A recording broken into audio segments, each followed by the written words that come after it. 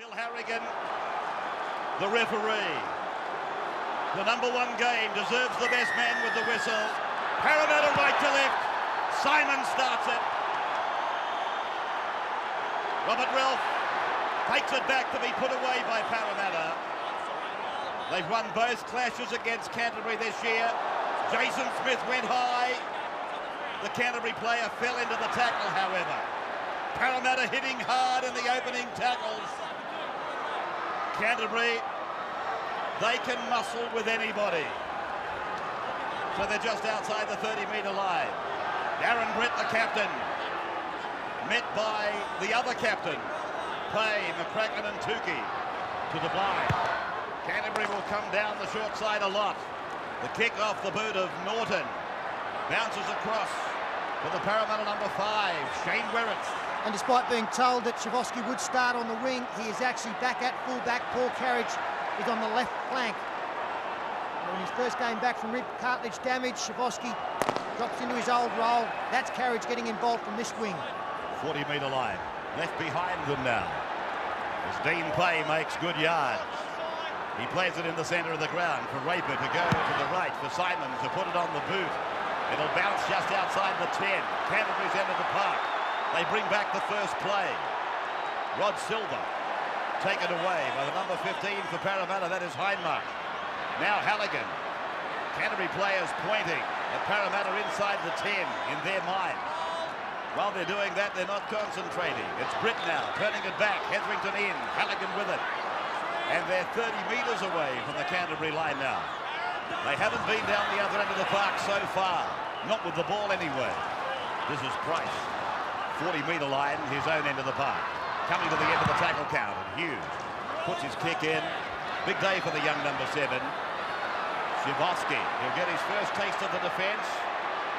He was put out of action with a rib cartilage injury against North Sydney.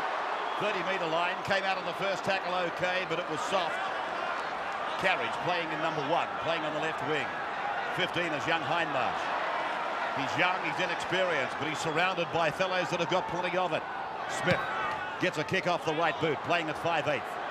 Ball bouncing down for Silver, who's 10 metres out from his own line. Momentarily lost his footing. He's a danger man. He can hurt you from anywhere. Rod Silver. Got up a little bit gingerly, Jason Smith, after being taken out after the kick. Nothing illegal in it at all, but despite the fact that looking to get involved in that tackle, the problem with the hit. Canterbury feeding it along the line, and Darren Brett out wider, getting up a bit of steam. Hetherington again choosing to go left, and Price pushes it on. Parramatta gives it, and the 11 is with it for the Canterbury side. That is Tony Grimaldi. 45 out from their own line. They cross halfway now. This is Martini, the centre. Opening exchanges in front of a capacity crowd at the football stadium. Hughes puts in another kick, making the fullback and the winger work a little bit.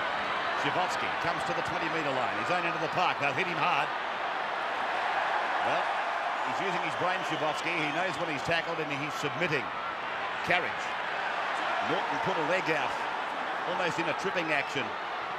And nothing was done. It may have been well and truly legal. Now it's Werrett. Great defence there. The first 3 tackles from Canterbury have allowed Parramatta only about 7 or 8 metres. That's a pretty good run from Dimmick. They have kicked before the 5th tackle every time they've had the football. Here they go again. John Simon it is. Straight to Rod Silver. Not a good kick. He had a mile of time, John. But all he was looking to do was put some power underneath it. He did that. 40-metre line. Canterbury, second play. Hughes. Wrapped up and put away by Aaron Raper. Now, Halligan. Back on the right of the ground. And again, it's the centre, is it? No, it's Lester. Lester, the winger. Hetherington finding Britt. Britt crossing the halfway line. Oh, good tackle, McCracken. He got right under the ribcage and drove. Hetherington using Parramatta, drifting from right, working on left of ground. Now it is Martini finding Halligan. Halligan's on the 40-metre line. Parramatta's into the park. Came up without the football, but play allowed to go on. Went backwards anyway, and Hughes puts a kick in. Carriage watching it closely. Coming off his 10. Norton came down with a good chase, and eventually the tackle was made. Good signs for both coaches in the opening 5 minutes. No mistakes with the football and no missed tackles yet. And both teams producing very bruising defence at this stage. This is Lovell playing centres alongside Stuart Kelly. No Nathan Barnes. Play. Got a bit of a facial from Robert Relf. Now Tukey! Outside the 40-metre line. Raper to the short side. Smith. And his kick. Bouncing up for Silva. Silva's come straight back down the centre. Hindmarsh putting him away on the Canterbury 30-metre line. Leicester again. Hetherington, still no penalties from Bill Harrigan. I don't want to be unfair to him, but he hates giving them. Hetherington through, Hughes away. Pass was dubious. Tallow. 7 metres his side of halfway. Just an arm wrestle at the moment. No mistakes, as Paul said. Prepared to kick on early tackles. But whatever you do, don't make a mistake. Parramatta to the halfway before kicking this time. And I think it's too big. No! It is absolutely perfect. Everybody thought it was too big, including Craig Parramatta. You could hear the silence, but it's drifted back in. It was actually out over the sideline, came back in with the breeze, and landed a metre in touch, in from touch. And the scrum now 10 out from the Parramatta line, 20 metres in. Since 1980, Canterbury have made the finals, the playoffs, 11 times, for 7 grand final appearances and 5 wins in those grand finals. Parramatta have made the finals 8 times for 5 grand finals and 4 wins. Is it any wonder that people talk about them with high accolades, particularly through the 80s? This is Shavovsky. That head-to-head, of course, was taken out since Parramatta came into the competition in 1947, but my figures are taken out on finals since the 80s, since these two teams started to dominate. Here's Simon making a half break, getting the pass away. Dimmick was trailing. Halfway line, Canterbury starting to gather up their defences now. There's some pressure coming from Parramatta. The kick is down the ground, it'll go over the touchline and will come out to the 10. Yeah, great bust there, made the Dean play pass. Ian Heron looks on, he'd like to be out there. He kicked into victory a couple of weeks ago. Good ball, and Simon got around Grimaldi. And the way they went, they haven't played out their sets of 6 yet. Kicking on the 4th tackle on this occasion. Although I'd like to see them play out and just go for that extra tackle. They might catch Canterbury out. I think they're just setting themselves up for that, Paul. But they're more important or more concerned now with field position. They realise if they can force a mistake down here, then they'll play out their set of 6. Martini. Bell warming up with Dallas Weston in 17. Bell in 6. Here's Leicester. He's very fast. You've got to watch him. And from dummy half, a great run. Great run by Gavin Leicester. Carries Canterbury to the halfway and now beyond with Hetherington. Parramatta's turn to gather themselves together. Britt running wider today. Parramatta a grubbing kick. Simon cleans it up. Harrigan says play on. Parramatta's ball. 23 out from their own line. Jason Smith using young Tukey, and they hit him hard. That was Canterbury's best set of 6 in the game so far. Tremendous run from Willie Talau at the other end of the field, and a good quick play. The ball allowed Leicester some space. Now Carriage getting involved off the Simon pass. Britt goes low. Norton over the top. Dimmick again. Dimmick! Got a pass around the corner. It may have come off the Canterbury player. And Bill Harrigan has ordered 6 more tackles. Simon leaving the halfway. Britt surges in with Hughes. Tukey is off for Parramatta. It's Nathan Kalis on playing the football now, 35 out. Raper down the short side. Smith holding it back. Finding Carriage. Carriage goes in and away. Finds Smith back in the centre of the park. And he's put down 12 metres out from the line. Now they go to the corner post. It's Carriage getting it. I thought away, but he didn't. Kelly was there. Canterbury coming up very quickly. Parramatta with Dean Pay along the line. Simon throws a long pass. And out there, it's Lovell. Lovell's put down.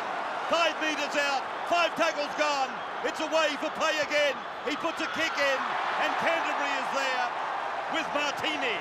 Well handled. Great attack from the Eels. The game is starting to open up. It's been a frenetic pace for the first 10 minutes. But now the tackles are starting to be missed and some space is being found. Daryl Halligan had a situation out wide there. He handled it very, very well. Talking his younger player, Martini, in a position in defence. Canterbury now with their lock forward, Norton, taking it out to their own 20-metre line.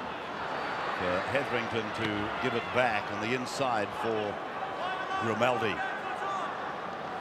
30-metre line. Canterbury elect to kick, and Hughes, it's down on the 40-metre line. Parramatta will get it back to halfway at the very least. They do better than that. So the first tackle, 45 away from Canterbury's line, and Kalis driving it ahead for Parramatta. Reaper to the blind side. Chalao was in an offside position, but he took no part. Smith inside 30. Simon through for Pay. Pay, short pass for McCracken. And he will play 25 away as Pay again goes to the right. Dimmick putting a kick in. There's a chance here for Parramatta. They're over. There's the first try. Scored by Shane Werrett. A beautiful kick by Jim Dimmick. And Shane Werrett has got the bounce of the day. And he's put it down. Well, we saw a great kick yesterday from Darren Lockyer to Michael De Vere. This is just as good. Jimmy Dimmick hasn't had a lot of touches with football in the opening 10. Goes to the line, puts it over the top, and Shane Werrett, the quickest man on the field, got the bounce, had to control it with the juggle, gets the football down. It's been a great opening to this game from both sides. Really putting it on the line, throwing themselves at each other, and a little bit of skill is always going to make the difference. Jimmy Dimmick just provided some. Well, Shane Werrett was always going to get past Daryl Halligan for speed, and Rod Silver may be caught slightly out of position. Dimmick probably read that. He put the kick in, and what a perfect bounce. First blood to the Eels.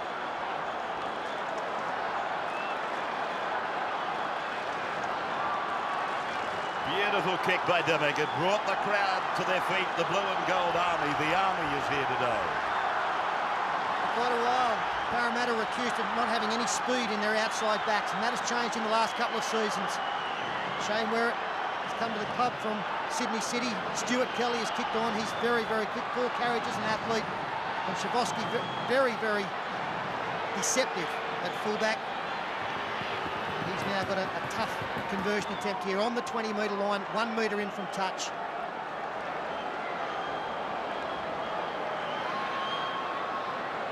Clinton Shavosky.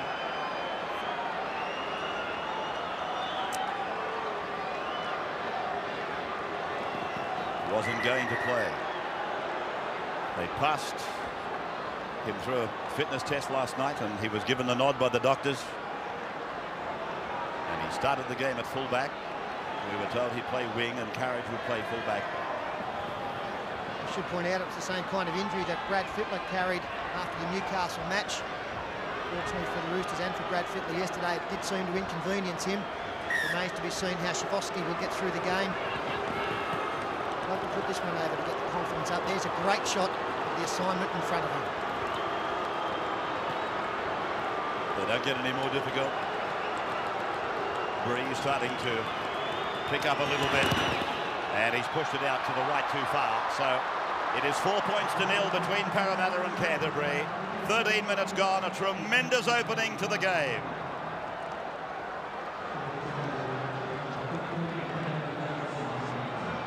The ball is brought back to halfway for the restart by Daryl Halligan.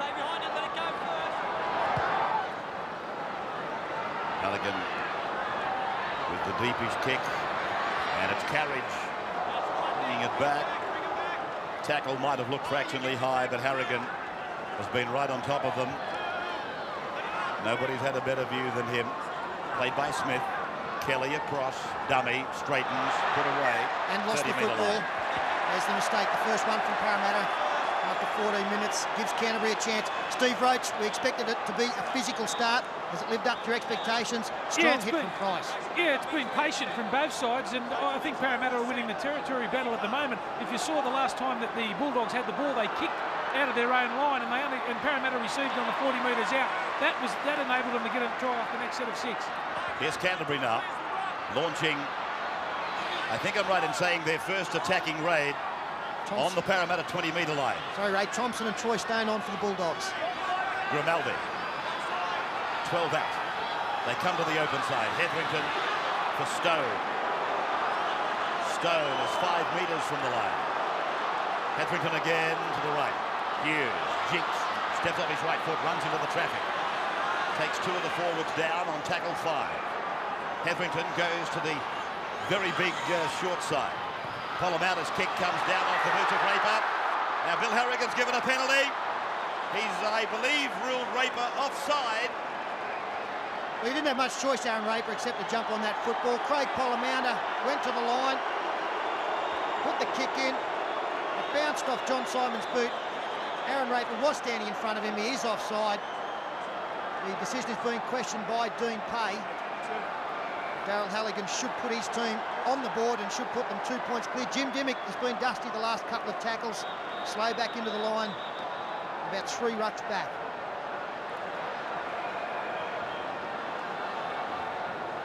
They've opted for the kick, which naturally you would do with Darryl Halligan in your team. Nobody is better. He's excited a little bit, Rabs, isn't he? I've never heard him speak this much in a game. A little snork. Loves those Eels. He loves the blue and gold. I just think it's a very good game of rugby league, ladies and gentlemen. Jason Bell coming on for Jim Dimmick. We'd be disappointed if it was any other way, I might add. You've done your apprenticeship, old fella. Nostrils. 19 in from touch. Halligan. Halligan raises the flags for Canterbury. 4-2. We've seen in this game how mistakes will be punished, as Steve Roach pointed out. Not a good kick from Canterbury gave Parramatta good field position leading up to their try. And on that occasion, from the restart, Stuart Kelly made the mistake.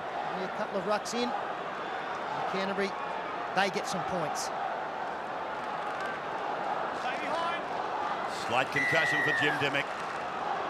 They say he'll be back. Simon drives it into the corner. And a big run back by the Canterbury number 19, Thompson.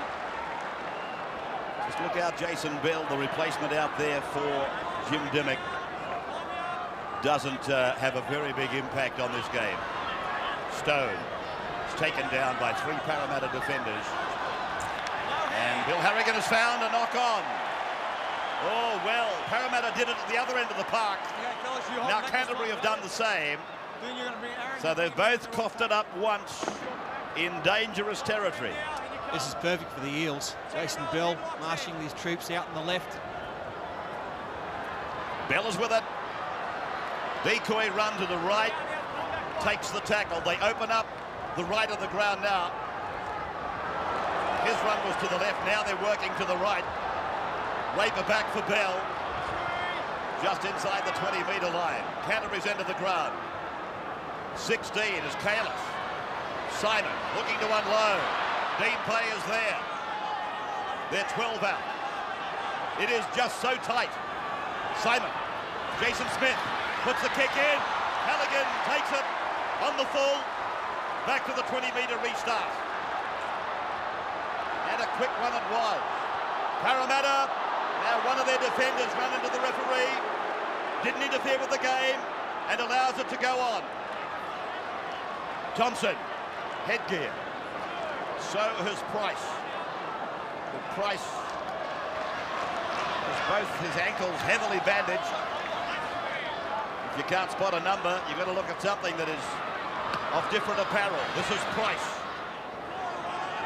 3 metres into Parramatta's area. Hetherington to the open. To Stone. 38 now from the Parramatta line. 4-2.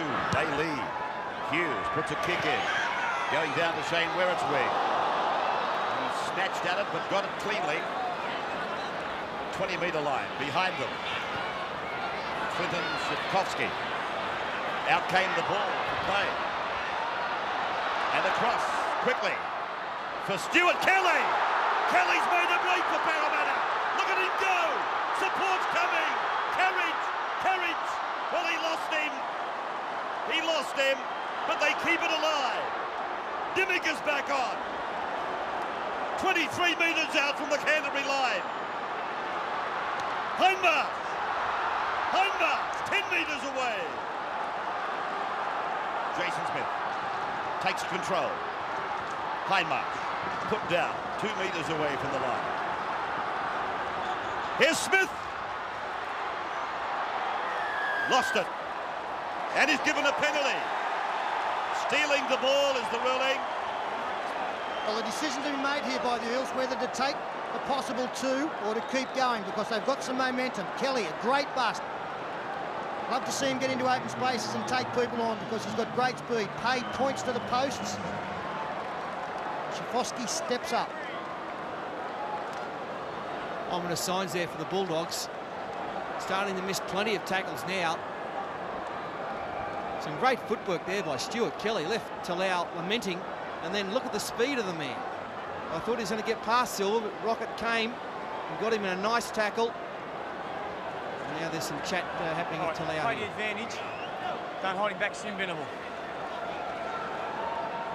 Obviously, Willie Talau has been caught for holding one of the Parramatta support players back.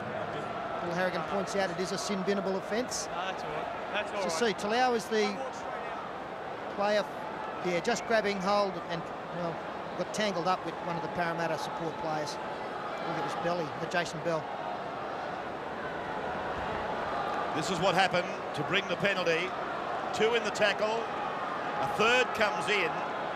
And then Bill Harrigan penalises for stealing the ball in a 2-man or more than that in the tackle situation. Schifosky. He should get this.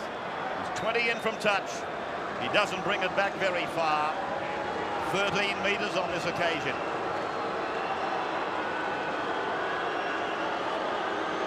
Just gets this little rocking motion going. He wants it. Strikes it, gets it. 2 more points to Parramatta. They lead 6 points. 6 points to 2 now.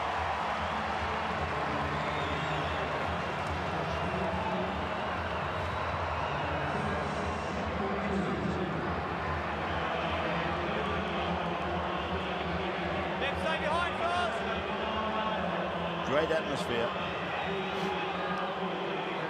Let the ball go. Halligan takes us into the next segment of play. Dallas Western. A storming run. Plenty of purpose about it. High quality run. Carry. Playing it back for Jason Bell to go away and then turn it back for Carriage. And all to no avail because they didn't make any ground. Britton Stone making the tackle. Bell away from dummy half now, making about 10 metres. He's tackled on the 40-metre line. 6-2 Parramatta if you've just come back. 22 minutes gone and Bell's got a problem as John Simon kicks again on an early tackle. Ball down on the Canterbury 10-metre line with Rod Silver. Running at Kelly. Put away by the Parramatta number 4. Leicester with an offload for Silver. 20-metre line for Canterbury. Parramatta's had by far the better of the territory. Hetherington. Brett. Ralph. Taken away by Dimmick and Simon. Up the tunnel goes Norton. A problem for the Canterbury lock. Now, Hughes that's on. Glenn Hughes. Corey. Straight to Shane Werrett. Peter's already told you that if he sees some open space, that's the end of it. Just put the cue in the rack. Line up for the next kickoff. I tend to think that Canterbury probably should look to Glenn Hughes to be the kicker in general play now. I thought he played very well last weekend and his kicking game made a difference against the Knights.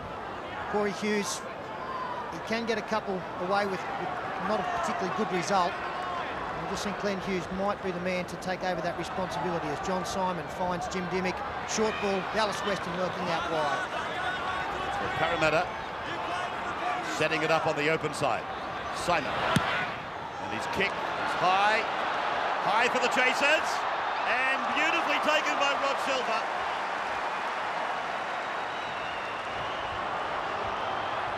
Glenn Hughes. Placed in an impossible situation. Ralph. Jason Smith closing down the gap. Grimaldi. Out to the 20-metre line. They last met in the 1986 Grand Final, a tryless Grand Final, 4-2 to Parramatta. And the winner of this match, of course, will play the Brisbane Broncos here next Sunday. The bounce, favourable for Shivovsky. Looking for an opening. And that's what I'm talking about, Ray. Corey Hughes there, he didn't pick up a lot of distance. That might be okay, but you can't allow a lack of distance to be met by one bounce by the fullback. He's lost the football here, so it's been a good result for Canterbury in the end, but Dimmick, 49 out from his own line, has made the mistake. Bell looks to have a left knee problem. Dr. Michael Johnson looking at him.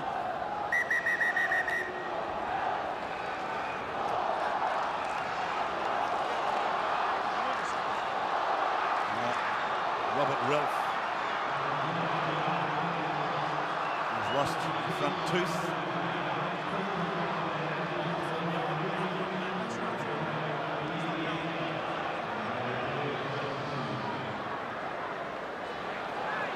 What's funny about that, it's very unusual because he is holding onto a mouthguard, so he does wear one. The tooth was stuck in the mouthguard, we're told. Talau. Beautifully cut down by David Penner, who's on in 14 now for Parramatta. Canterbury starting to make some inroads. They haven't enjoyed much of Parramatta's half. Hetherington, Stowe. Amongst the pluses for Canterbury, a slight concussion for Dimmick, and now a knee injury for Bell. Glenn Hughes, unloading. Robert Ralph to the 10-metre line. Simon and Smith making the tackle. He's being asked to do a lot of defence work, Jason Smith. It might be taking something out of the tank. Corey Hughes rolls it in, but David Penner was there, very alert. Now, Clinton Shivovsky. They just can't crack this Parramatta defence. I've never seen defence like it from the Eels, and Shivovsky normally beats one. He's beaten three there. They're really playing well today, the Eels, on a mission. I think he beat the same bloke 3 times. Jason's off. Carriage. Weston. Ooh, gee, that was a good hit. Defense. He did well, Dallas Weston, though. Carriage away for Kalis. Kalis for Penner. Penner's made the big run. Down to the 30. Played the ball back from Raper. Raper takes Simon with him. Puts in a kick. Oh dear, that didn't finish the way they wanted it to. Tremendous break made by Nathan Kalis. Steve Roach, Jason Bell, what's his problem? Yeah, it's a cork knee. He's just trying to warm up on the sideline now. And Travis Norton for the Bulldogs has a shoulder problem. He's been looked at now by the club doctor. Thompson, 25 metres away from the Canterbury line. Lester, weaving approach to the defence. And now it is Stone with a good run. Plenty of momentum and a lot of purpose to the halfback Hughes, and then to Glenn. And the kick going down inside the 20-metre line for Shivovsky. Always seems to beat one, but he hasn't to me looked as though he was that keen to beat too many defenders on several of the times he's been asked to bring it back. I think he's very tender. He's happier to submit in the tackle. It might be part of the plan. Now, Canterbury players lying around the ruck, and the referee penalises. 29th minute. And the interchange is being used to the maximum by both clubs here as Shane Werrett rolls the football back. Stephen Price couldn't get out of the way of Aaron Raper. Jason Hetherington has gone off. We see Price coming back on. Thompson off.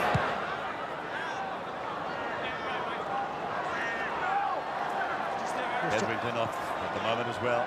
And he did miss all of the second half against Newcastle last week, so hopefully he hasn't picked up the problem.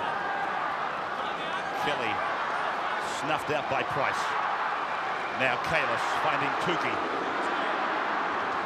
Three of the young Parramatta forwards all out there at the same time now. Dimmick out on the far side of the ground. Penner got a pass away. It was picked up by Lovell. Lovell's put down 28 metres away from the Canterbury line. Raper is there. They had plenty on the blind side. They come open side. Simon for Kalis, and Kalis has provided a couple of passes that have been absolutely superb.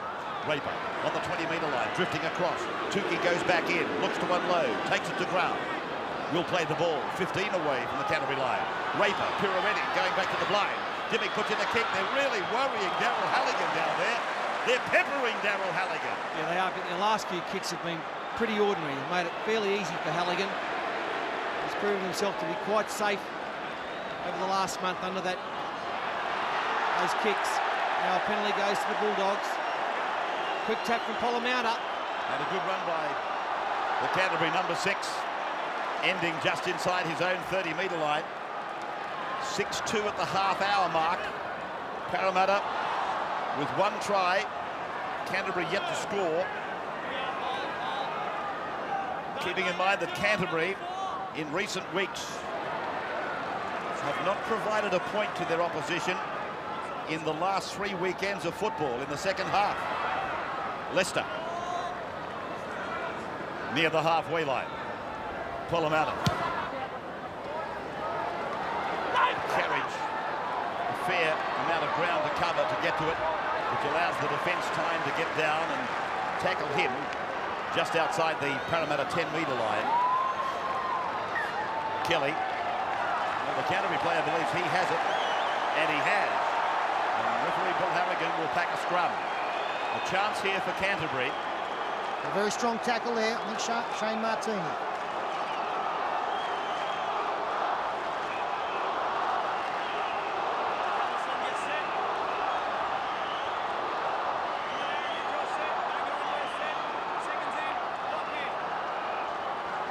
Dangerous situation for Parramatta. As Canterbury go across to the centres. Martini.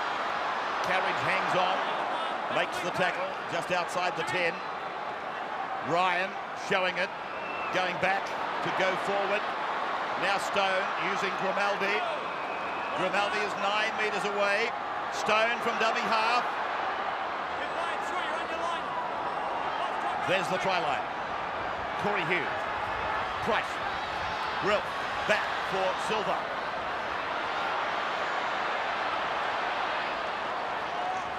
Price running around in front of the player in possession. Now Grimaldi. Now they go back. Hughes, Parramatta. The juggle by Parramatta took some time away. This is the last now. Glenn Hughes. Rubber kick into the big in goal. Parramatta will have to pick it up. He had his foot out. He had his foot out. That brings it out to the 20. We'll go to a break and come back in just a moment. It's the way of the line. As soon as he touches it, it's dead. Don't worry about knocking the line. As soon as he touches it, 6 points to 2. Parramatta come back for the 20-metre place kick with Raper using Pay. Just looking at the face of Aaron Raper, strain, the pressure of high-class football showing out. McCracken. 33rd minute. Bell. Oh, that's a good ball. Simon. There's a groan from the crowd, but the ball nor the arm carrying the ball had touched the ground. Here's Bell again. And again he unloads, taking 2 defenders out of the game. Weston goes up the middle. Look at the big young forward. He's running like a centre. He gives the pass. And away goes Parramatta. Looking for the corner. Shivolsky. He's put it over. What about Weston? He can't run that fast. He did. And Clinton Shivolsky, he gets the try. He had to change direction again about 3 or 4 times. Dived in low, the beautiful lead-up work here. Jason Bell in around the dummy half area. Dean Pay an offload. A great pass at the Is it Jason Smith, the next one? He frees it there. This player is concerned about his man here, but the run of Dallas Weston is beautiful, straight into the gap. The pass is a line ball one, very line ball actually, and Dallas Weston, he's got a head of steam up, strides out. On the far side, he's got a player unmarked, but he decides to go to Szyboski. He comes in field, he's got 12 metres to go, beats one, steps around Leicester, sees the line, dives down, and Silver can't push him over the sideline. Settle down, Stork. Okay, mate. Jason Smith, great try to the Eels. Weston, one thing he can do, he can hit a hole well, and he's done that. He's always had plenty of speed, but he positioned his outside support well, started to drift away towards him, and it's a good ball. And from here, this try, honestly, should have been stopped by 3 or 4 Canterbury defenders, but he's very tricky, and he tricks them all up and dives over in the corner. One concern, his left arm holding the ball. Did it hit the touch line? Nah, sweet as. Well, that's just a beautiful try, and look at the emotion on young Szyboski. So elusive, so almost classical on his feet. As you pointed out, Paul, it's very good from Dallas Weston drifting back towards where the pass was going to go. By doing that, he also committed the winger for a little bit longer, gave Szyboski more space. Not getting any easy ones in this department. 10-2. Szyboski from touch, 20-metre line. On its way, looking okay. Has it got the length? Yes, it has. Clears the bar by centimetres. 12-2, and another look at it with Steve Roach. Ray, what a great set of 6 that was. That came from a 20-metre tap from the Parramatta side. They've gone the length of the field in one set of 6 tackles. Beautiful pass there from Smith. Have a look at the speed of this bloke, and he does exactly right. He just goes in a little bit, draws the man, and Szyboski, he runs inside out, he steps himself. He can't believe it. The kickoff and the return with Bell. Dallas Weston, you'll recall, when he first made the big grade, they said he looks like a Steve Roach look-alike. Roachy was a bit faster than him, though. I wish I could run like that. Don't worry about that, I wouldn't be sitting here. He's another of these Parramatta players who took a while to find himself in the top grade. He made the City second side, I think, in his first year of grade. Went to North Sydney, didn't do a great deal over there, and under Brian Smith, he has blossomed. As John Simon now decides not to kick on to Dimmick, gets one away. I do think there was a question mark on the pass that went to Weston, though. Halligan. Time in opposition half has levelled out. It's probably an unkind statistic, though, when you think about the number of times they've kicked on early tackles, particularly Parramatta. Hughes pulled down on the 40-metre line. Hetherington across on the short side, picking up Ryan. 12-2 the margin. Corey Hughes steps and tries to beat Raper. He does, and he's pulled down by Lovell. Hetherington to Glenn Hughes, crossing the 40. A chip and a chase, and then out of the beat came Carey.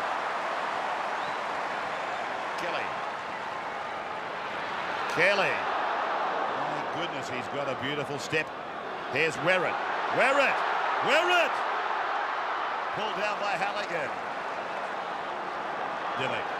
Smith over the 40. Weston. Didn't knock his own mistake, but he was really put under some pressure with the pass.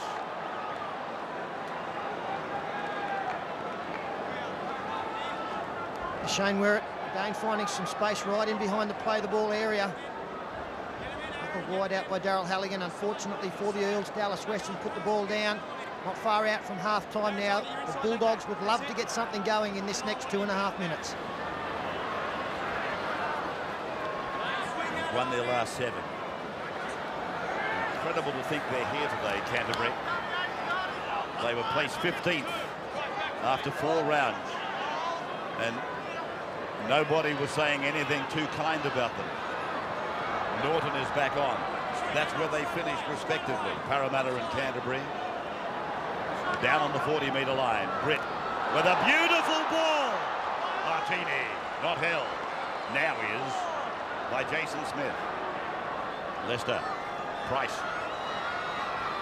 Price met by Kelly and Smith. I tell you what, I said it earlier, and it has to be said again, Jason Smith is really standing up in defence today as the bomb is taken by Carriage. I was going to make the point to complete what I was saying. I'm just wondering whether they're running plays at Jason Smith on purpose. Well, if they are, it's a good tactic, because at the moment he's on 15 tackles, which places him second behind Nathan Hindmarsh alongside Nathan Kaler. So he's been asked to do plenty, but it's just that kind of football. He wants to be involved anyway. I remember in a semi-final situation when Terry Lamb was the key figure for Canterbury. I think it was St George. They ran 23 tackles at Lamb in the first half. I know Canberra did it as well, Ray. Gary Belcher, we had a chat about it not so long ago. He said that was a definite ploy that they tried at the end of the season. Was John Simon under pressure, straight to Rod Silver, under a minute. 40 seconds of time. Silver, a trademark run, doesn't mind covering a lot of ground, looking for a hole. 42 metres away from the Parramatta line. To the right, to the short side. Thompson.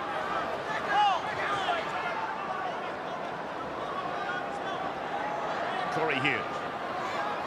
Glenn Hughes. Reminder tonight, we'll take it to the Commonwealth Games again. From Hetherington for Corey. He puts the bomb up. Pressure for Carriage. Not really. Not really. There it is. The sound of the half-time whistle. A brilliant start by both sides. But Parramatta have visited the Canterbury try line and come back with 2 tries.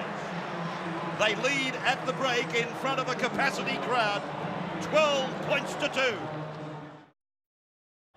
12-2 Parramatta. Thank you for coming back. Of course, for Canterbury, a bit of work to be done. 10 points the margin. Beautiful sight to look out from the broadcasting box and see a full house at the Sydney Football Stadium. I must admit I thought it would be the same at ANZ Stadium yesterday, but they fell well short of expectation. But there's nothing wrong with this crowd today. In fact, it's as big a crowd as I've seen for a semi-final ever. And very good completion rates from both teams there, especially when you consider that Parramatta have kicked early in their tackle counts. 17 from 20 for the Bulldogs is all Stephen Folkes would have been looking for. The big problem for the Blue and Whites has been their missed tackle count. 15 up against 5, and obviously they are having problems breaking the line of the Parramatta defence. 4-1 in favour of the Eels. So they're controlling the ball well, the Bulldogs, just having a few problems in variety into creating some space. Nathan Hindmarsh, first really big game for him, heading into a grand final. 18 tackles, he's done very well. Nathan Kalis with 15. And Dean Pay leading the hit-ups. He's had some good offloads as well. One person not there is Jason Smith on 17 tackles, but he's handling it quite well at this stage, Smithy. And for the Canterbury side, well, fairly even. Travis Norton and Jason Hetherington, the Queenslanders in the side on 16 tackles each. And so, look, they're going all right, the Bulldogs. They're just having trouble breaking the line. That's their huge problem so far. So the Canterbury side from right to left in the second half is underway. 2 tries to Parramatta in the first half. David Middleton was just telling me Canterbury in the last 3 matches not only have kept their opposition scoreless, they've amassed a total of 49 points. So that includes the extra time match. I suppose the other stat we should point out as well, Ray, is that the 3 teams in both first grade and in President's Cup through the final series have all been beaten after having a week off. Parramatta trying to defy that trend. John Simon, his head went down actually when he kicked that. He wasn't happy with it, and Silver plays it on their own 40-metre line. This is Lester.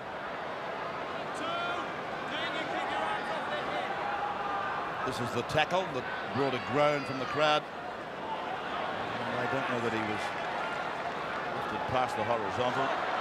Harrigan wasn't even the least bit perturbed by it. And again a groan from the crowd as Hetherington plays the ball. Yeah, Jared McCracken just hung the arm out there. Could have been penalised as Darren Britt finds Ralph on the inside. A push for Darren Britt to make the Australian side today. Now, Parramatta's kick gives plenty of time to the chasers. The crossbar's in the road. Shivovsky lost it. And it's been propelled forward, says Harrigan. And sends it out to the 20-metre line. It was a great bomb. He's got Daryl Halligan for a knock on there.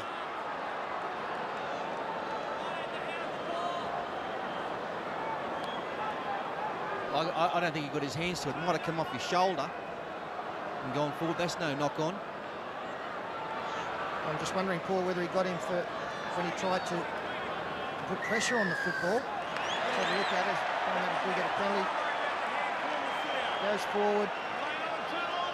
Might pick up from that angle.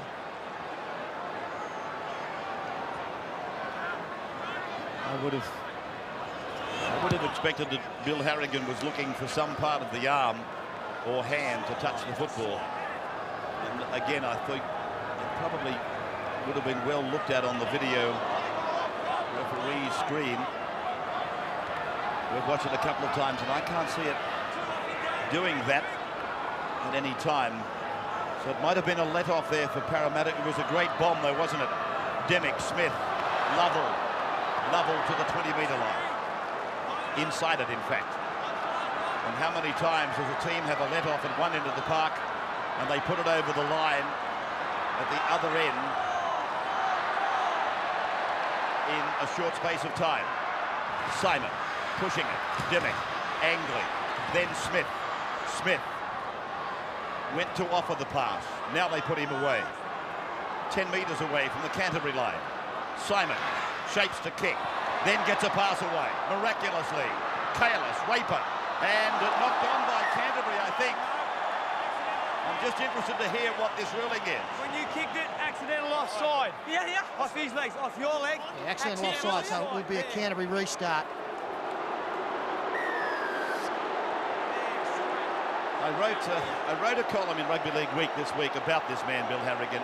Considering the pace of the modern game, my goodness, he's outstanding in my opinion.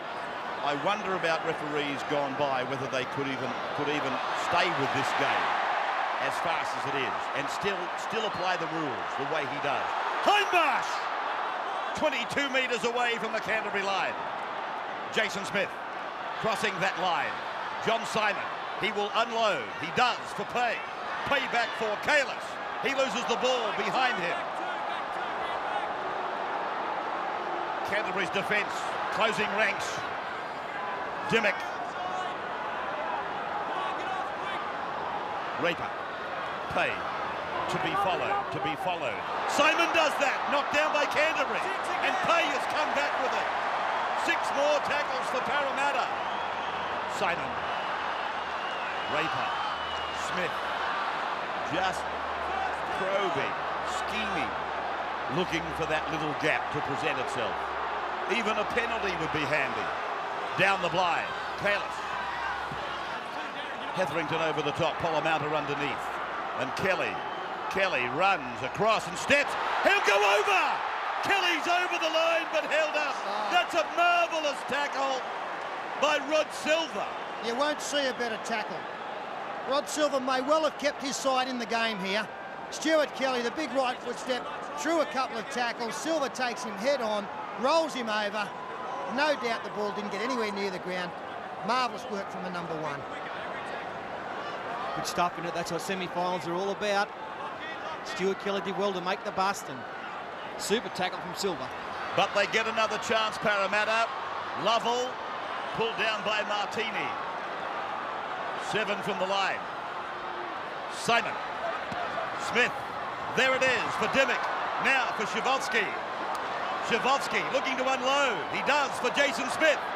Lofted pass for McCracken. McCracken ducks under a tackle. 15 away. Raper. And then for Payne. 2 metres from the line, the crowd right on their feet now. Simon's pass, Kelly away, Carriage's pass, and it's gone forward. You wouldn't believe it. They had engineered a perfect try. They'd had 3 players out there unmarked for 3 tackles, and when the crunch came just to get the ball out there, they don't stand deep enough, just had to give themselves half a metre. That's all they needed. And the pass goes forward. Could have been all over there. Yeah, this is the key time in the game. Parramatta, they've had all the possession, all the territory, just no depth whatsoever. Canterbury then, coming away off their own line, and we haven't been to Steve Roach in the second half. Steve, what did you find out? Yeah, I'll do the Eels first. Ryan Smith said stay in tight the defence. The Dogs' short passing game must be watched.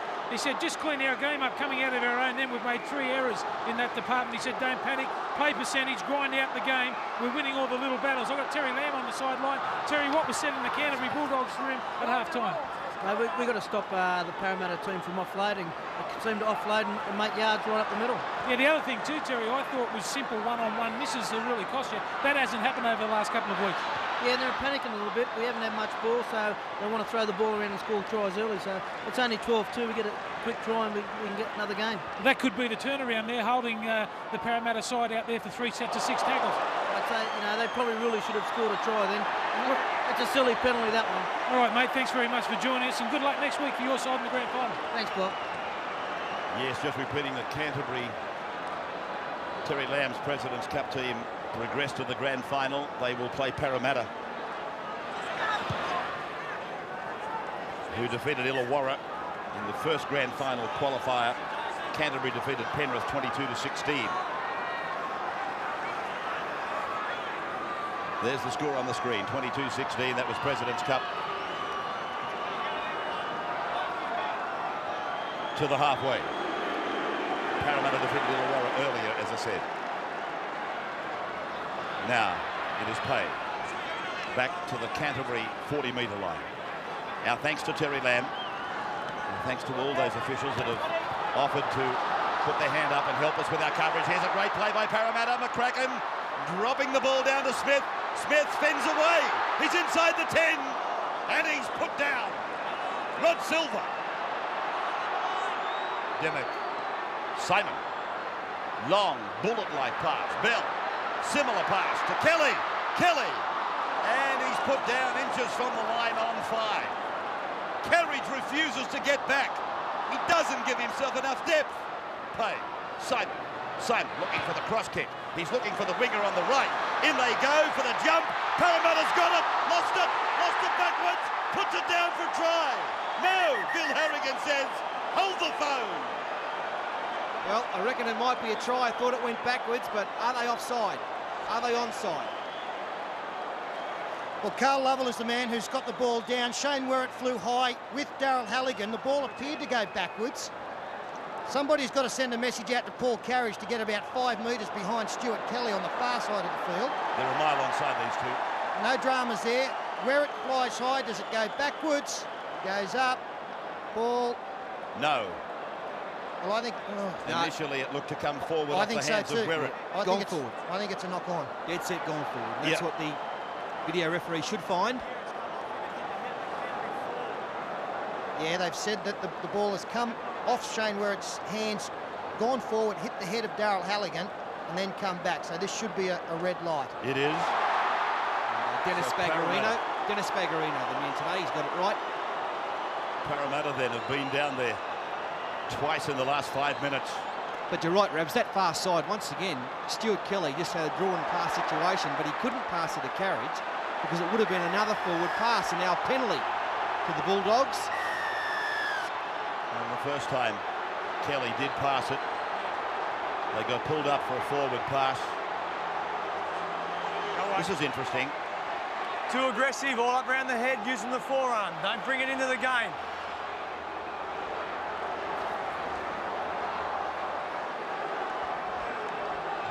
Well, you've got to say that in the last 10 minutes, Parramatta, well, they had to put points on the board. They probably could have scored 2 tries. And I just wonder whether Canterbury will get some confidence out of that fact and come home very strongly in the last half hour. That could be a real key 10 minutes in this battle.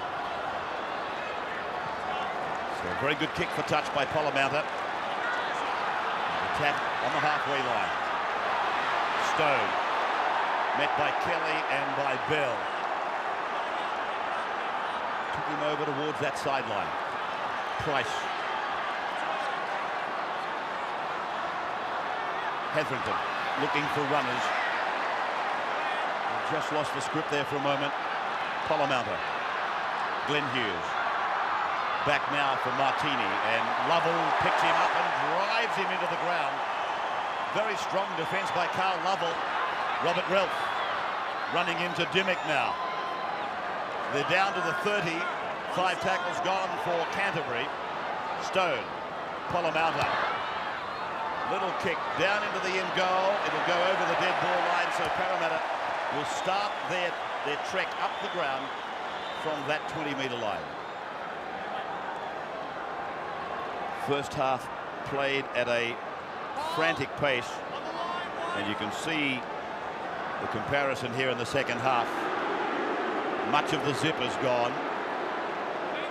It's down now more to a mental battle and a battle of stamina. Pay hoping to put a pass around the corner onto the chest of Jason Bell. Carriage, a run for the winger. Would like to think he'd learnt by his mistake earlier, but he obviously hasn't. Now that kick by Bell is looking for the flanker on the left, who is now Shivovsky. I think what Brian Smith's done here is he's pushed Carriage back to fullback and told Clinton Shivovsky to get out on that left wing. Just keep an eye on that for me, Pete, would you? Parramatta for Glenn Hughes. Taken down by Simon. Well, that's exactly what he's done, Ray. We have Carriage at fullback now, Shivovsky on the far wing. It's Troy Stone coming centre field. Strong defence again. And the crowd rising. Ralph.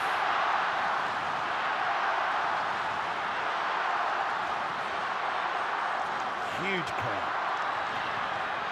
As Parramatta gets a very big kick in. Carriage, a mile of time, and put away by Price. Good chase by the front row forward. He's fast on the feet. So is Shivovsky. 15 away from his own line. The second tackle is gone. This is Bell.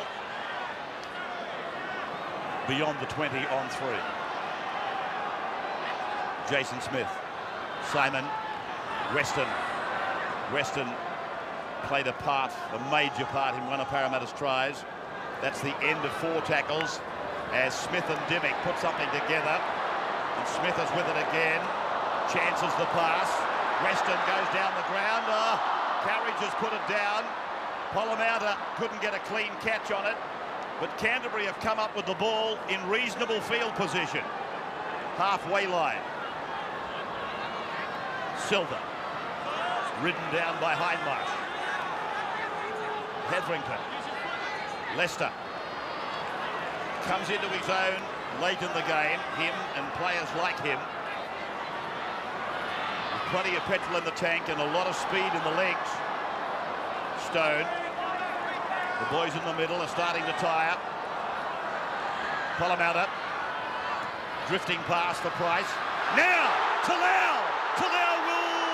No, he falls short by a couple of metres. Leicester puts the head down and tries to do it on his own. Uses up a tackle, that's 5. One more to Weather. Parramatta. Parramatta.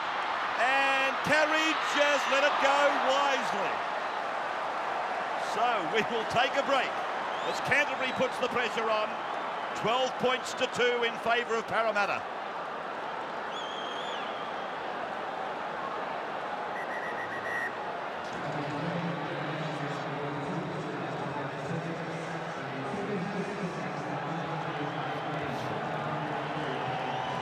To Parramatta, Glenn Hughes placed in the blood bin by Bill Harrigan. Crowd figures are going up, and I think it'll be somewhere near 37,000. They can read the scoreboard, Rabs, can you? Yeah, about 36-8, 40, I reckon, give or take a person. But that attacking play we saw just before the break there was the best we've seen from Canterbury. And for mine, the two best chances out there to make clean breaks for the Bulldogs are the two centres, Martini and Talau. They've both made a couple of breaks and they're looking good. Parramatta trying to launch a raid down the right of the ground, the halfway line. Simon now play out wide and trampling his way forward. Parramatta's clutching at his knee. Simon back inside, Hindmarsh 38 metres away from the Canterbury line. Simon again puts a neat little kick down the ground, but straight in the direction of the fullback.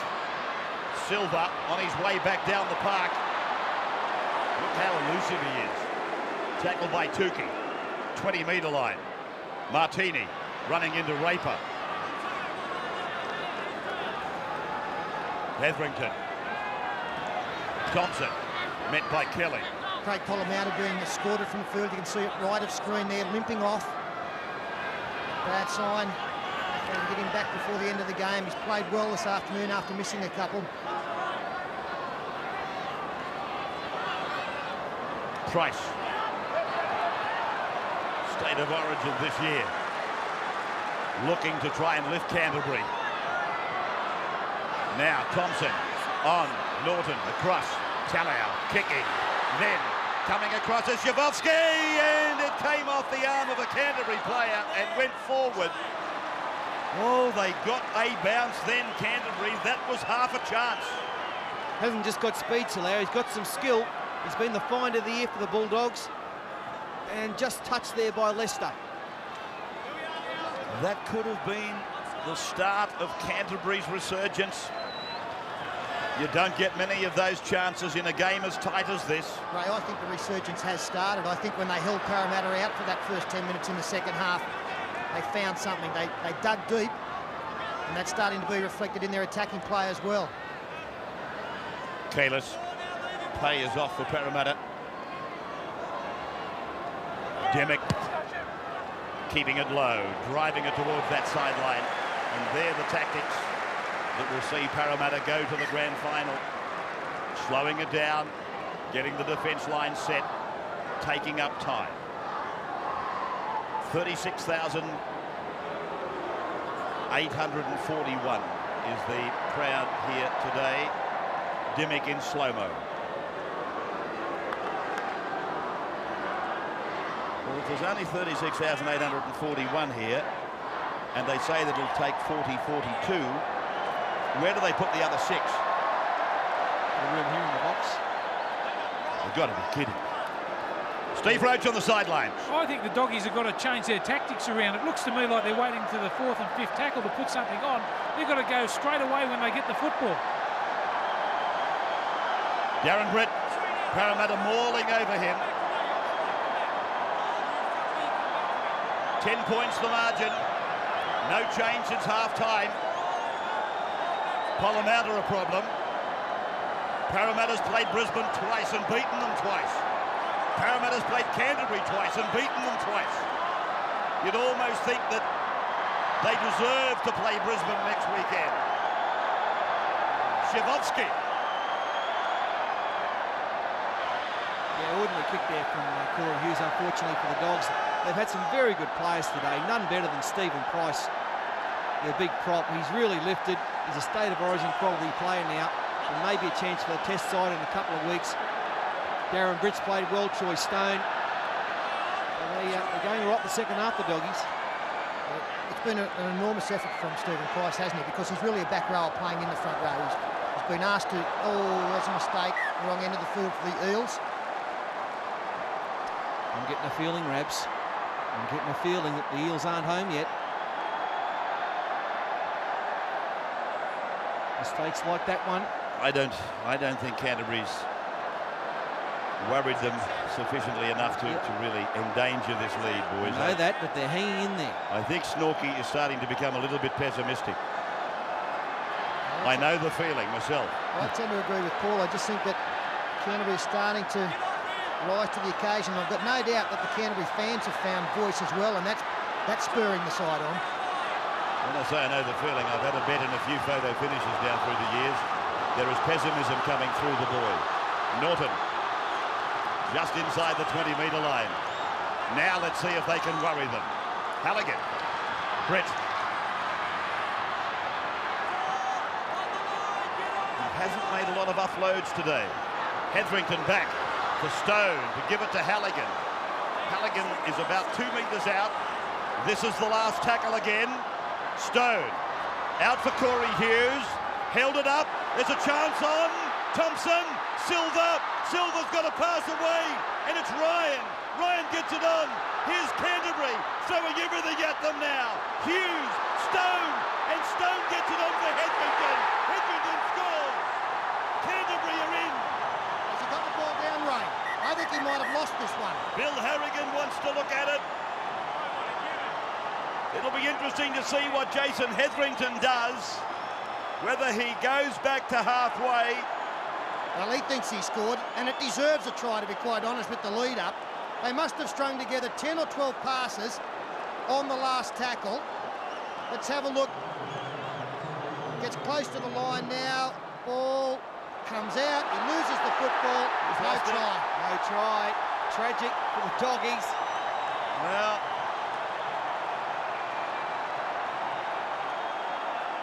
the red light. Well, was the ball stripped?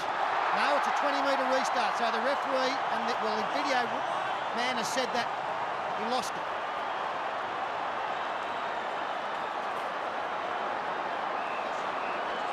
Pen up.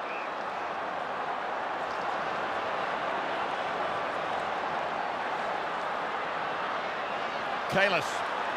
Canterbury now muscling. Well, what will that do to their confidence they've just been building? Jason Smith. Simon.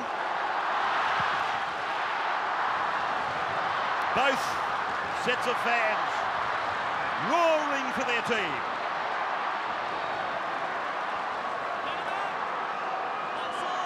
Silva. Leicester. Penner and Smith. Stone down the right. 12-2. Parramatta's coming back.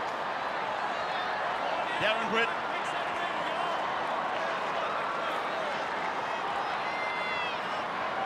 Hughes. Oh, beautiful tackle by Raper. That looked like his father.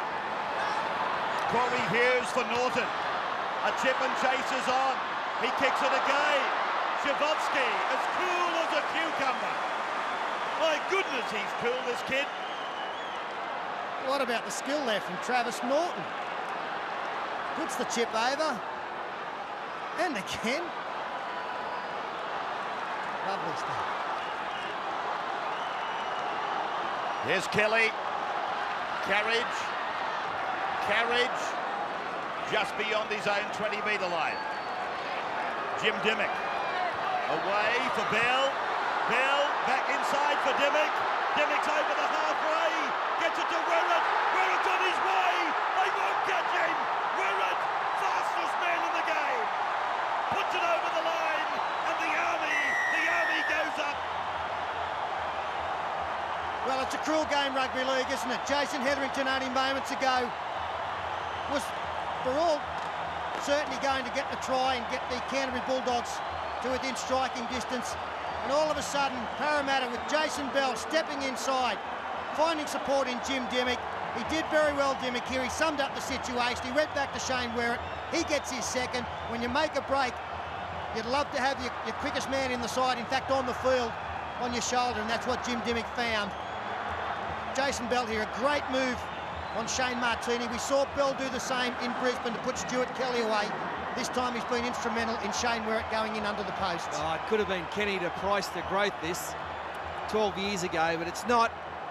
This Parramatta side is a very, very good one, and they're attempting to reach the great heights set by that Parramatta side in the 80s.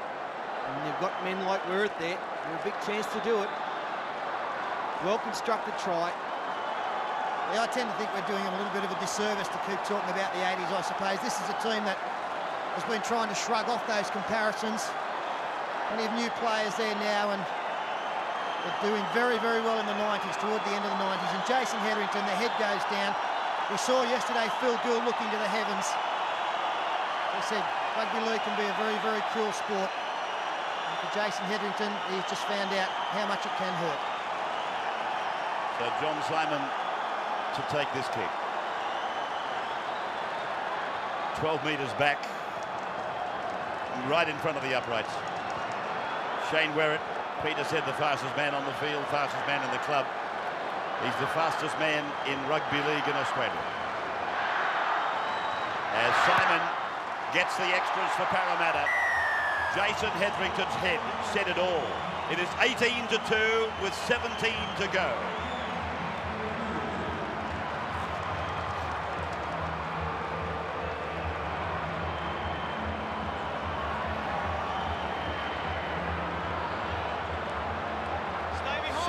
The margin, 17 minutes to go. It's not impossible, but it's bordering on a miracle. Well, I'm sure one thing that the Bulldogs would like to have a look at the end of this game, if they do go down, is that Jason Hetherington no try, as to whether it was stripped by a Parramatta player, because there were definitely two in the tackle. And of course that would not have meant a restart from 20-metre line for the Eels, and possibly leading to that try. So it's now that's been an enormous call in this game. Well, let's make it very clear, though, that that wouldn't have necessarily been Bill Harrigan's call. No, it was a video ref. So he had a couple of looks at it, and nothing done about this tackle. It has taken Rod Silver high, but again, he probably contributed to it the way he fell.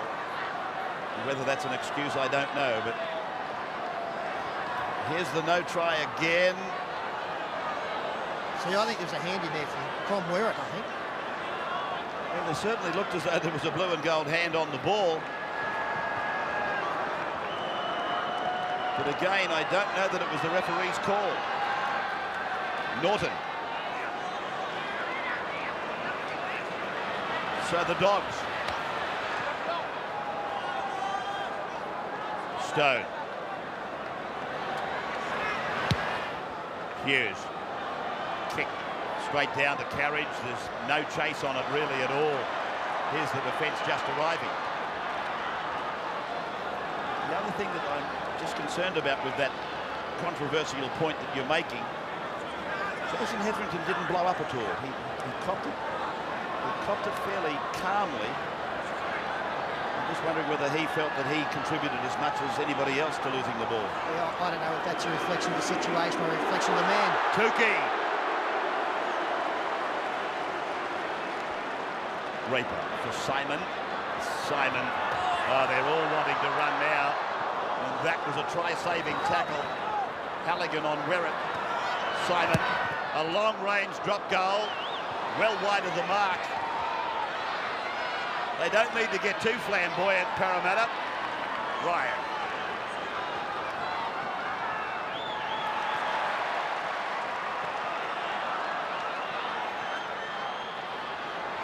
Hughes. Canterbury's legs just as tired. And they've got a lot of work to do. Parramatta. Well, Steve Folkes during the week was quoted as telling his side that fatigue is just a state of mind. We're going to find out whether they believe that or not, because there can't be too much petrol left after the 7 weeks that they've had getting to this stage of the competition. To get out of this one, it'll be superhuman. Glenn Hughes. Kick. Well-placed kick too. Carriage. He's been a bit of a villain and a hero in this game today. Let's not lose sight of that while we're pondering that negative for Canterbury.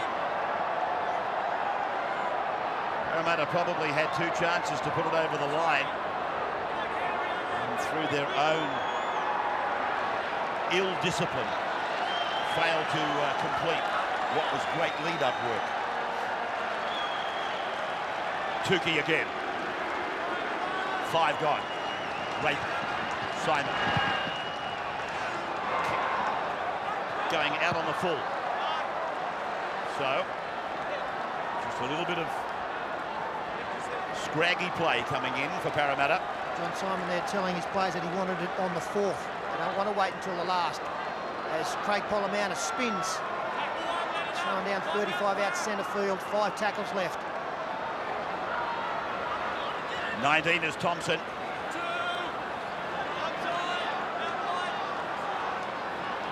Glenn Hughes, the 20-metre line. Corey Hughes, Thompson, Norton. Ryan had gone before he was able to get his arms free. Thompson again. Taken down by Hindmarsh. Parramatta. Corey Hughes. Glenn Hughes. Grubbing kick, looking for a regather. Simon has got it. It'll be a line dropout. And Stephen Roach, it's looking like Parramatta. And yesterday, you had no hesitation in saying, I don't really care who wins, they can't beat Brisbane. Yeah, well, I still thought that Parramatta would win today, but it's going to be a tough ask next week. But I suppose one thing Parramatta will have on their side is the crowd. Everyone will be supporting them next week. 2 wins under their belt, Steve, from 2 outings. They will go in, I would imagine, with a reasonable level of confidence. I'm sure they'll be confident going into the game, but I just think if Brisbane play anywhere near like they did yesterday, they'll be very hard to toss. This is Thompson. Ryan.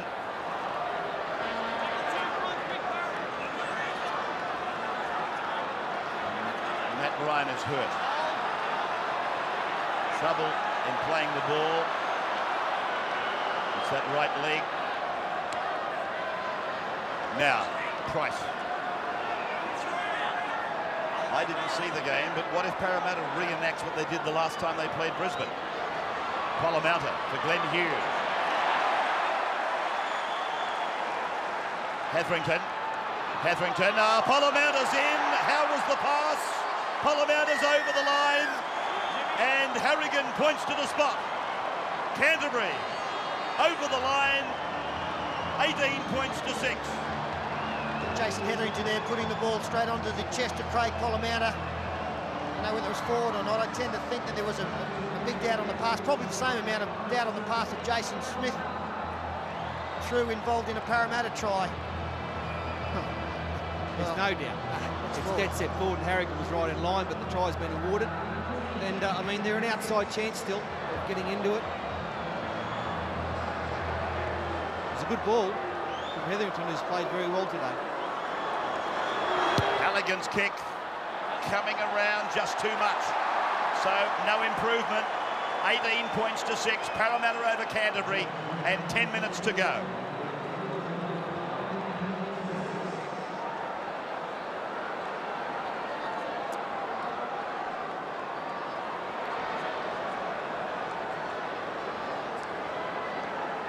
Ryan being chaired from the ground. Got no feeling in that right ankle, so it appears. Right knee or right ankle. So a 12-point lead for Parramatta with 10 minutes to go. And here's Thompson coming back to the shoulder of Stuart Kelly. Just inside the Canterbury 20-metre line. Norton. Kalis eventually putting him down. Hetherington. Parramatta. And then it's out for Talau. And he gives it back for Werrett. Werrett heading in the opposite direction, going close to the sideline. There's no doubt here that Johnny Simon will marshal his troops towards the post. He wants to make it a 13-point lead, or should be wanting. Kalis, they're 30 metres out. Second tackle. Dean Pay on the third. Simon will wait. I'd say he'll take it now. He'd be happy with that. 20-metre line. Raper's gone to him. Here it goes. Charged down by Canterbury. So Parramatta wants the football back to get 6 more.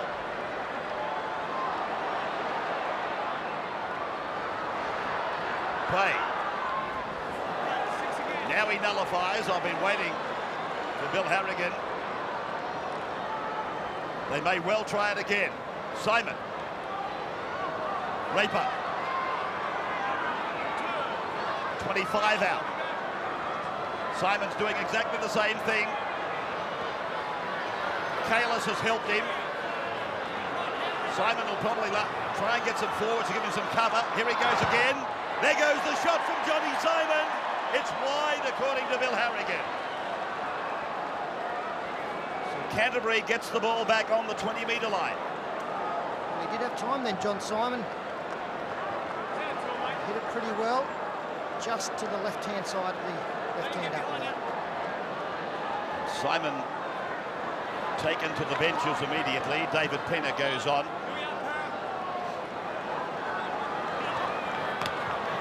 Talau. He hasn't had many opportunities, really, Talau, but he's certainly been a very good find for Canterbury. Impressive when he's had a chance. Parramatta, inside ball for Ralph.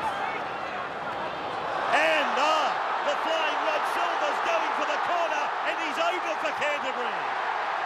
Canterbury back to 18 points to 10. Well, you wouldn't believe it. All of a sudden, they've come to light. They've been building up to this, the Bulldogs. Now, is there any doubt over this pass from Ralph? It came very late. Silver's on the charge. I think it's okay. Looked okay. And Shavosky got him on the back foot. A valiant attempt. Couldn't get there. There you go. What a pass. Great ball, isn't it? Especially with the amount of Parramatta players he had interested. There were three there. Just waited and waited for him, and Rod Silver was always going to beat Shavosky one-on-one with that kind of speed behind him. Shavosky does well here because he keeps him out wide. How important is this kick, Peter? Well, the last one was important too, and we tended to think he rushed that a little bit, Darren Halligan. He had more time, maybe what he thought that he did. So this is an enormous kick. 2 metres in from touch. It looks okay. It's coming around, and he gets it.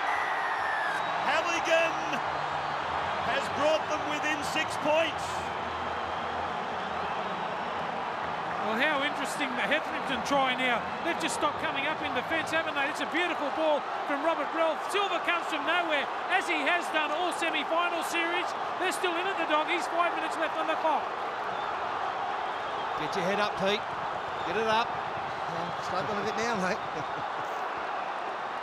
Very interesting move from Brian Smith, wasn't it? John Simon attempting a couple of field goals and he took him straight off.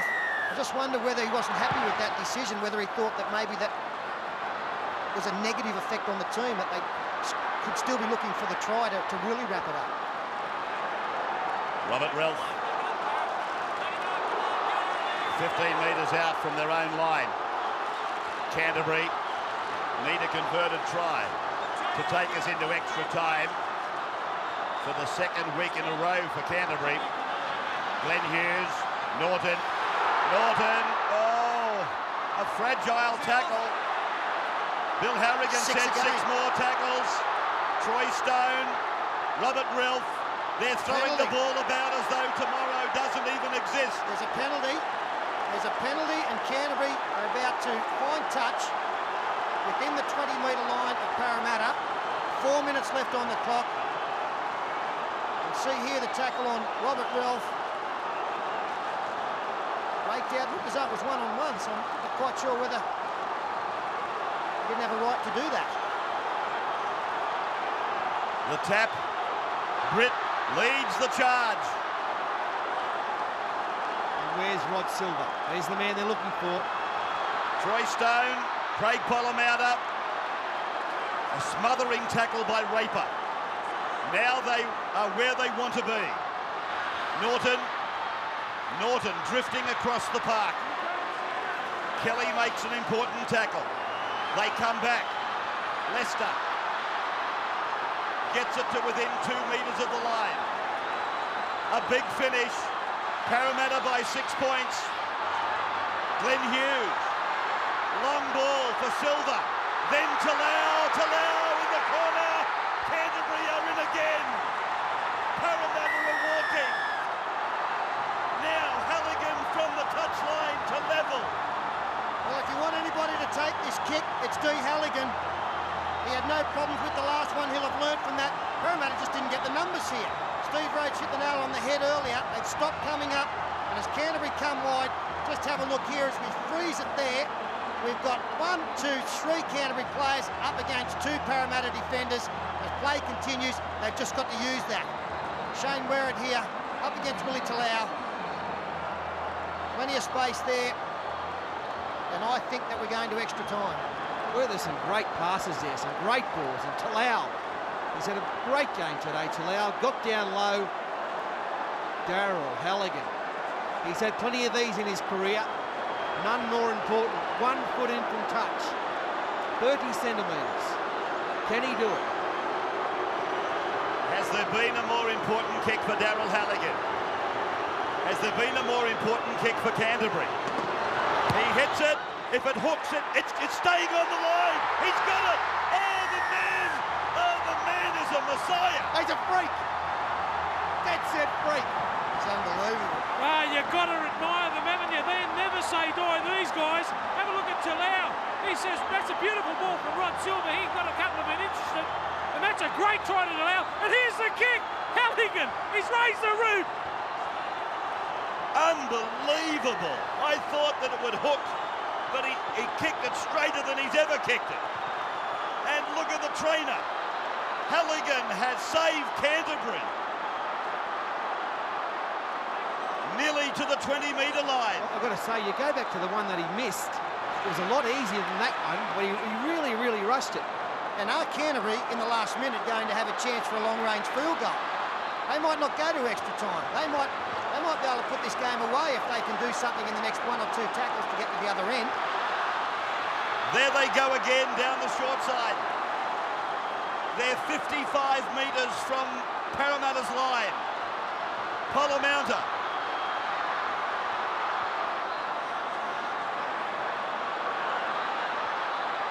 Hughes goes for a long-range drop goal. They might be able to tackle this man in goal. He puts a foot on the line. He's read the rule book. Well, the ball had stopped, so it's a line dropout. The ball was not in motion. I apologise. Okay. Now he's called time off. 17 seconds remaining. Parramatta have to drop the ball out. They would have to look at taking 1 tackle in. Once the ball stops, that's it. It will stop. It will stop. The rule being explained to Paul Carriage. Once the ball is stopped, he's saying it had stopped. Was there one more roll in it? Who's the man, Pete? Halligan, long range? Well, he's the man in the last couple of... Oh, gee, hasn't gone particularly far, the kick. I think Halligan is the player they'd be looking for. He's coming off his wing. Well, it's got to happen now. They have to take the shot now. Well, it's not going to be him. The shot taken by Robert Relf, and Carriage brings it back for Parramatta. That will see full time when the ball goes dead and Carriage put a kick on it. He's taken a shot. Canterbury's taken a shot, and it's fallen short. It's just gone under. Oh, well now they're claiming that it's a goal. No, it's gone under. Canterbury are claiming victory. I'm pretty sure it just went under that black spot. Yeah, I cannot believe Paul Carriage would have ever given an opportunity for that to happen. Bill Harrigan is talking to his touch judges. Watch it. He's the halfway line. It is Craig Parramatta. It seemed to come down short. This is all we've got to offer. It's over. Oh, hang on. Well, I don't know if it's over. Well, hang on a moment. The idea is to watch the black dot, and if it's obscured, it's under. It did not go over. It's under, sorry. He's gone still. Sorry. He's gone. Hang on, Sterling. Oh, they led by 100 with 10 to go. When the black dot was obscured by the ball, it had to go under. Now, Bill Harrigan has finally disallowed the attempt, but what an amazing kick. 49 metres from Craig Parramatta. Well, what a stupid kick from Paul Carriage. So we will take a commercial, and when we come back, it'll be 20 minutes of extra time and then probably some more.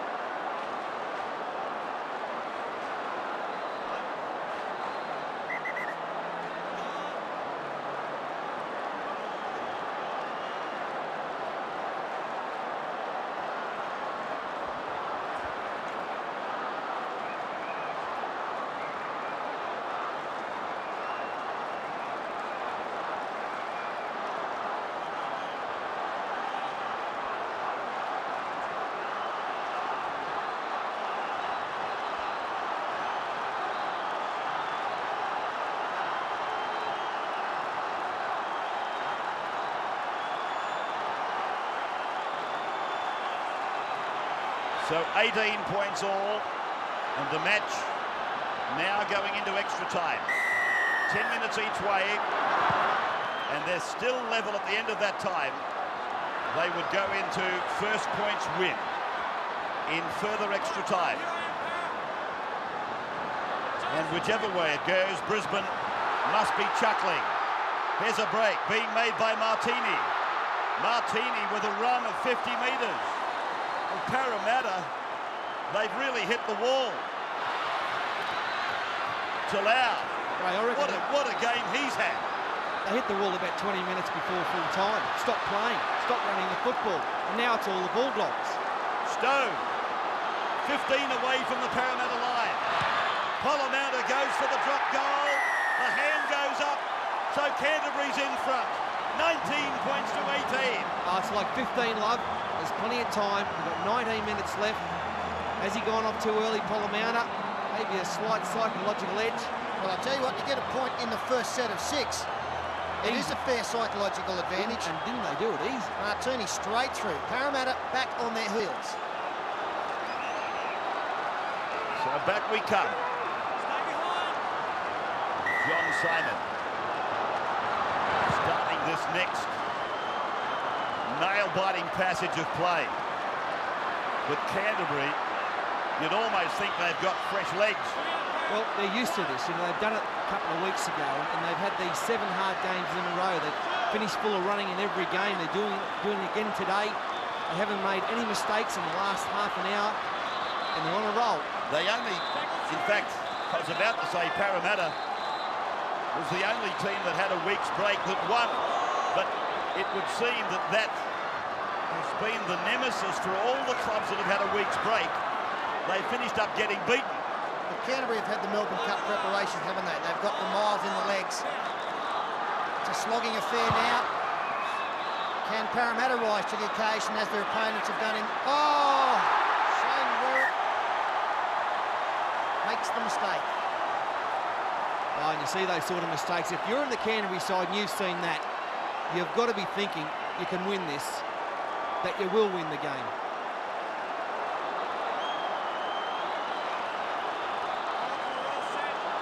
Well, I don't think there's any doubt if they score a 6-pointer shortly to go 7 in front that they'll win. They're all desperately tired.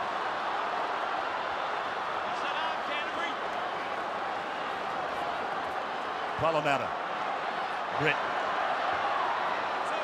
22 metres away from the Parramatta line.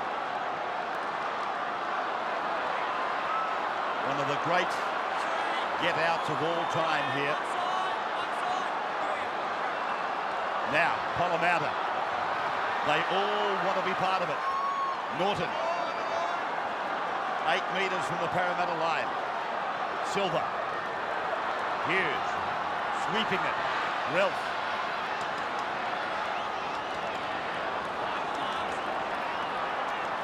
The last. Parramatta again. Featuring prominently. And the carriage has touched the sideline. Well, he has made some of the dumbest plays I've ever seen in a game of rugby league, Paul Carriage. Why he would have ever tried to catch that football, why he wouldn't let it go to Leicester to catch or allow it to bounce, I will never ever know. There was only ever going to be one result, and that was him going over the sideline. 19-18. 84 minutes gone. Canterbury. Parramatta. Glenn Hughes. And now Talau. Hard run. Parramatta again. Parramatta will score! Canterbury's over! And it couldn't have come to a player more deserving than Craig Parramatta. 17! Hey, 17! 17! Bill Harrigan.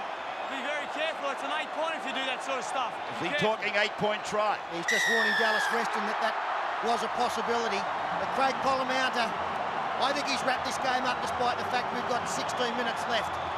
Throws the dummy straight up the middle, steps inside Penner, goes over the top of Shavosky, reaches out with the right arm, gets the ball down, and again I come back to this side of the field where we saw Parramatta give away another set of 6 from the scrum, with Carriage catching the football and taking over the sideline. Just watch Weston there. He threw a haymaker. Bill Harrigan warned him. Not about warning. You've either got to reward it or not. Parramatta got down low. He's a master at dummy half tries. But look at the Bulldogs. They're up. They love it. Daryl Halligan with a very easy kick at goal. And Canterbury leading 25 points to 18. An incredible change of circumstances. Steve Roach. Well, it's been the involvement of Craig Parramatta especially, who got the try and the field goal. But also I've got to give a big rap to Travis Norton. In the last 20 minutes, he's come right into this game. 25 to 18. And Ray, you've got to, at the 70th minute, it was 18-2 in favour of Parramatta. And, well, they must have started thinking about the Broncos next week. Now, they're probably thinking about an end-of-season drink tomorrow. As we saw that the Canterbury side, extra time against Newcastle, ran away with it, won by 12. And the way they're going, they could do that again. Thompson. Parramatta. Kicking for his right winger, who's going fast. Lester. Carriage has got it this time. Shavovsky.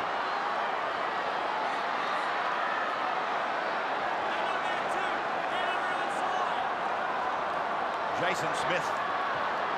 Steve, what's the report on him? Have you got a report on Jason Smith? Yeah, they just rested him for the back end of the game, but might be getting him straight back out there. He's warming up right now. He would seem like their only hope.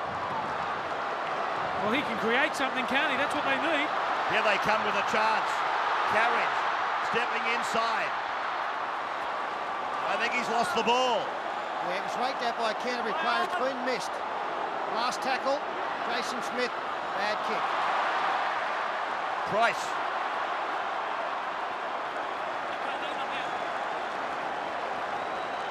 "33 metres away from their own line. Britt, like a big juggernaut. He's had one purpose in this game today, apart from the captaincy, and that is just give me the ball and I'll try and lay something on for you. I'll build it, I'll put the foundations down, and you take it from there." Thompson. Parramatta's 40-metre line. 7 points the margin. Canterbury. Just trying to work out mathematically how many points they scored in how many minutes. You said 18-2 at the 70th.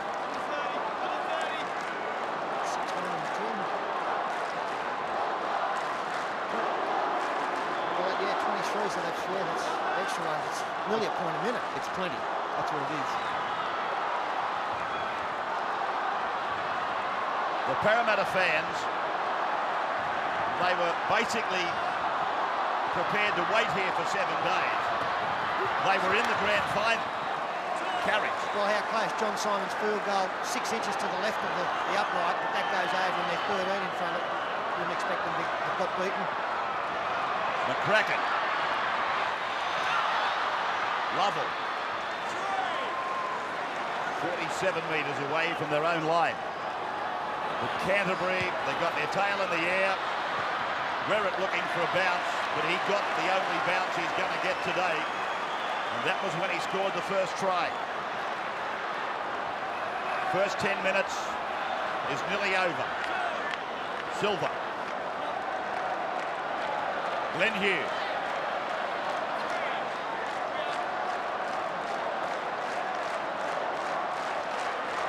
Stone. I'm just wondering how many Canterbury people had in fact left the ground. There's quite a few vacant seats out there now. There might have been a few U-turns done around Moore Park.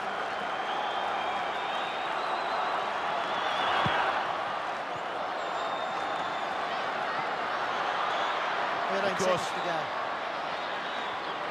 The mastermind behind the success of Canterbury since 1980 has been Peter Moore. And it's well documented the fight that he's having in hospital. I wonder how he felt at 18-2 with 10 to go. His beloved blue and white have come from nowhere to lead 25-18, and here's another chance for them. Forced in goal by Western. But the half-time siren will see them turn around anyway. We'll be back for the second 10 minutes of extra time in just a moment. 25-18 Canterbury.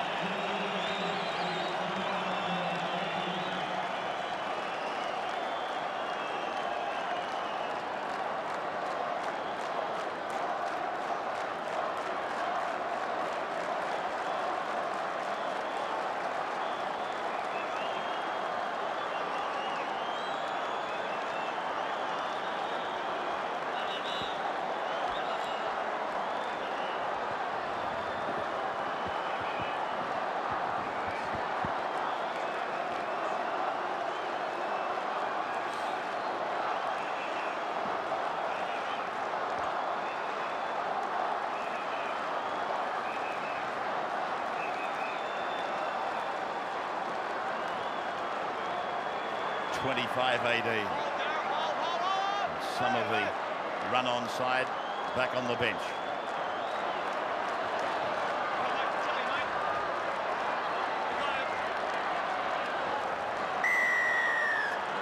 Callaghan now starting the second half of extra time.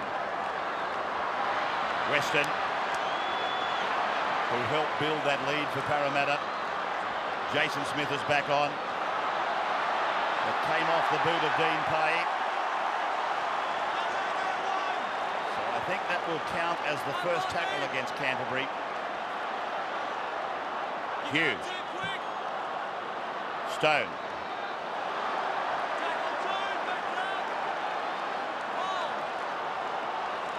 .546 tackles made in the game. We've just been told that Canterbury scored how many points in 13 minutes? 23 points in 14 minutes. Thompson.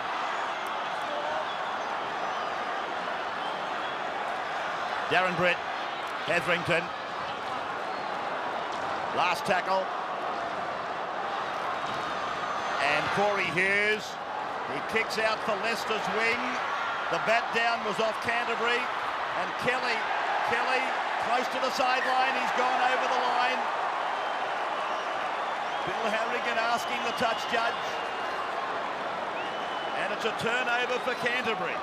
Yeah, originally a knock on there by Canterbury. And so Parramatta have got the turnover.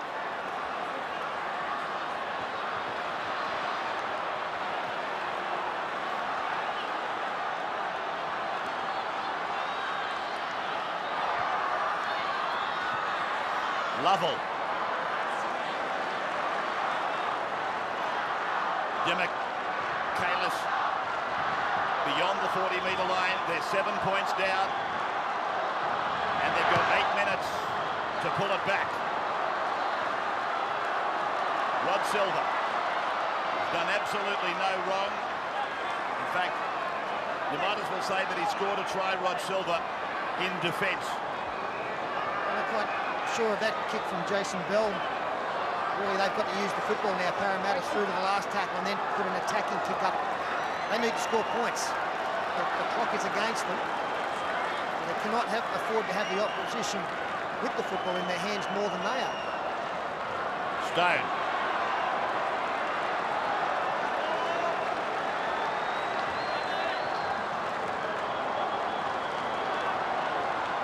Price been a tower of strength today.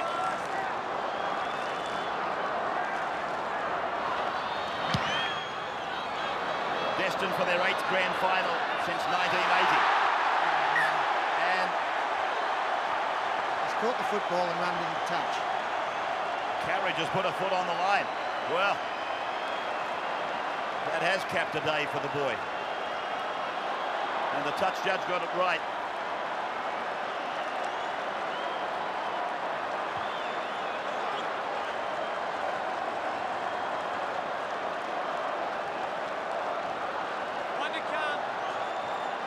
So everything is flooding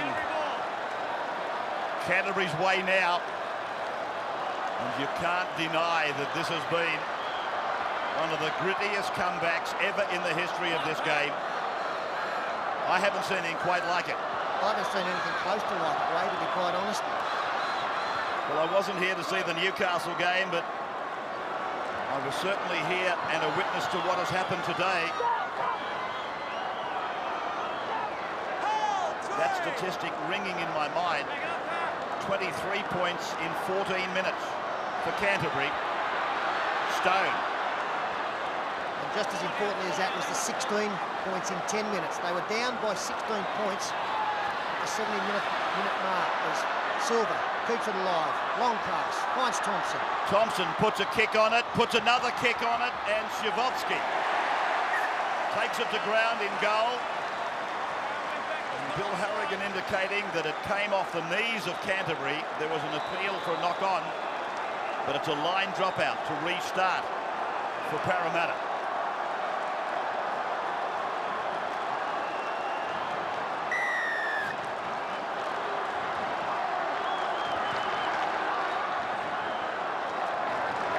A shallow restart by Simon. Canterbury have got 6 tackles, starting on the 10-metre line. And looking at Parramatta, you would think Canterbury will score again. Thompson, a juggle, and taken by Bell and Simon. Corey Hughes, Parramatta, a flat pass for Grimaldi. Price, Parramatta, the drop goal, and he's got another one. Another point to Canterbury. Well, Craig Parramatta has taken this game by the scruff of the neck. He has been the general. Well, we showed a statistic at the beginning of this game that said finals experience. And in tough, tight situations, you look for players who've been there and done it before. For Parramatta, it was going to be the likes of Pay and Dimmick. For Canterbury, Craig Parramatta has taken the responsibility on. Should be a scrum feed towards Parramatta. They found touch from the kick-off. As we said, time is against them. 4 minutes, 17 seconds left on the clock. They have to score in this next set of 6. After the news, we will take you back to Kuala Lumpur as Day 10 continues, exclusive on the 9 network. The kick by Penner, and Canterbury back with it, a nothing kick, and Corey Hughes to play it. Price. Devastation on the face of Parramatta players and officials.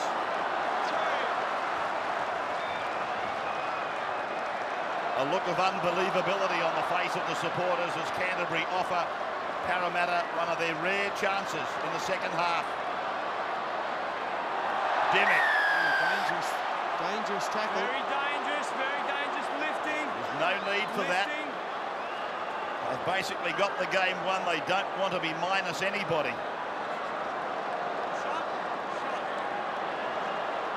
Well, they're going to take the 2 points here. They want to take it quickly. That'll put them a converted try behind. And their belief is that they have to score twice to even things up.